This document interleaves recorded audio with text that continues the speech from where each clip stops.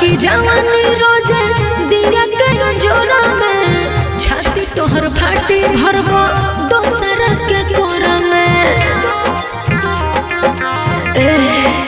सुना छल की जवानी रोजे दिया के जोरा में छाती तोहर फाटी मरबो दोसर के कोरा में। केहू न तोहरा के छुए जान तू सामान हो। अच्छा कान खोल के सुना हम ही करब ने मान तू सामान हो हमरे।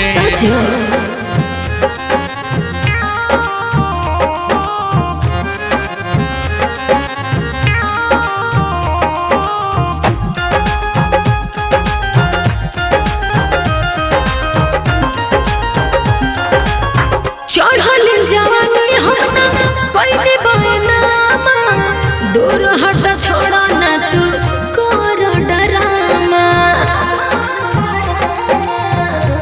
सुन तारा चढ़ल जवानी हमना कोई बहनामा दूर हट छोड़ा ना तू कर डरामा। फंसब न बाबू हम तोहरा निहोरा में दूधा भरी के कटोरा में। हम ही खिलैनी ता भैलू से आन तू सामान हो हमरे।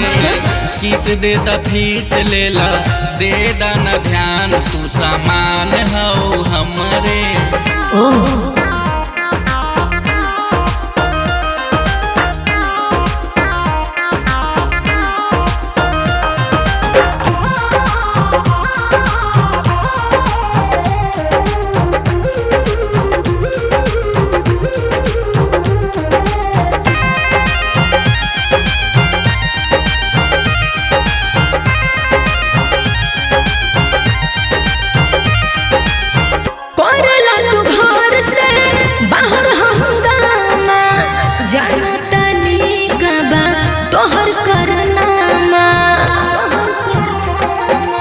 सब बुझतनी करला तू घर से बाहर हंगामा जानो तनी कबा तोहर करनामा। अति जे करब तो ठूस देहब बोरा में। मॉडर्न जमाना बाटे फसना ढिढोरा में। फोकटे में करा ताड़ू बड़ी घमसान तू सामान हो हमरे।